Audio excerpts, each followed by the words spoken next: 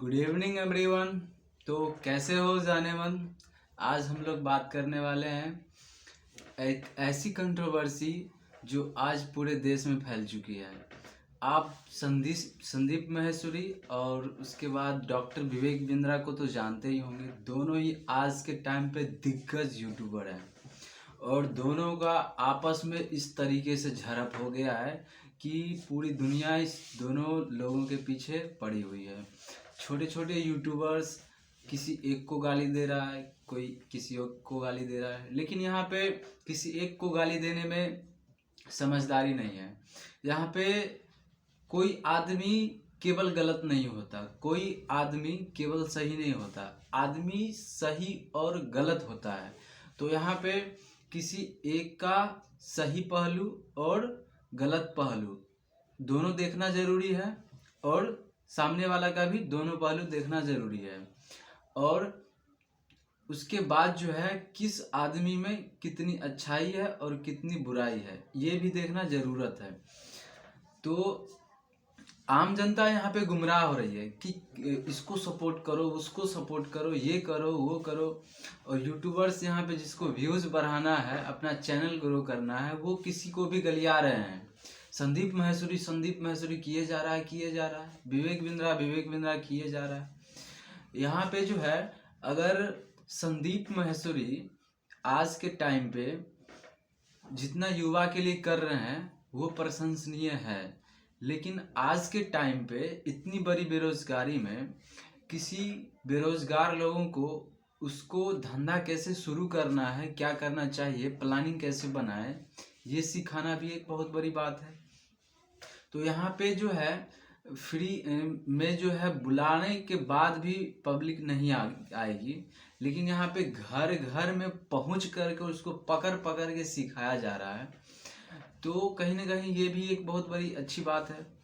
अगर आप लोगों को अच्छे से डिस्कशन करना समझना सिखा रहे हैं तो वहीं पे डॉक्टर विवेक बिंद्रा जो है लोगों का जो है एक घर का जो होता है एक मुखिया, उसको एक एंटरप्रेन्योर माइंडसेट दे रहा है। तो दोनों ही अपने अपने जगह पे बहुत ही अच्छे हैं और किसी को गलत तब तक नहीं कहा जा सकता जब तक वो पूरी तरीके से साबित ना हो जाए। तो ये कहना कि वो गलत है, वो सही है, वो सही है, वो गलत है, ये बिल्कुल ही अच्छा नहीं लगता है। आप किसी को ऐसे ही नहीं देख सकते। और अपने बारे में अगर कोई क्लेम आता है तो अच्छे से विस्तार में बताते हैं कि ऐसा ऐसा बात है, अपने बारे में लंबी वकालत करने लगते हैं।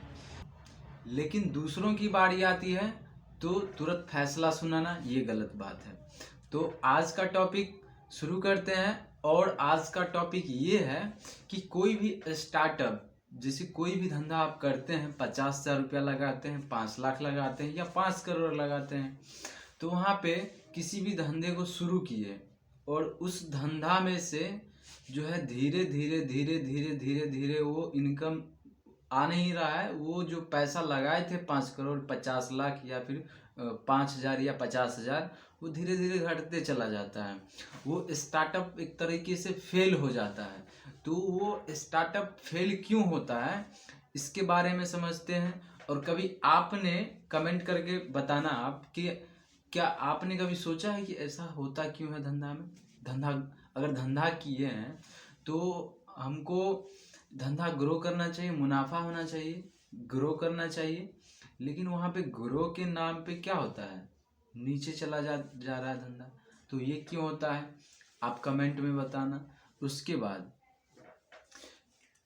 हम सेल्समैन बनने से डरते हैं कि बिजनेस ट्रेनिंग करने जाएंगे तो हमको सेल्समैन बनाएगा। तो एक बात बताओ आप कि आप 5 लाख रुपया लगा के दुकान में सामान खरीद के लाए हो, लेकिन एक बात बताओ आप, वो सभी सामान दुकान में रखे रहेगा तो क्या धंधा हो जाएगा, आपका बिजनेस ग्रो कर जाएगा, आप मुनाफा कमा लोगे? नहीं कमा पाओगे। मुनाफा कमाने के लिए आपको उस प्रोडक्ट को सेल करना पड़ेगा। तो आप कहीं ना कहीं कोई भी बिजनेस कर रहा है तो वो कहीं ना कहीं वो सेल कर रहा है। तो सेल्समैन बनना बुरी बात नहीं है। इसको अच्छे से स्टेप बाय स्टेप सेल करना अच्छी बात है, लेकिन आप इसी चीज़ का मिसयूज कर लो तो आप पे निर्भर करता है।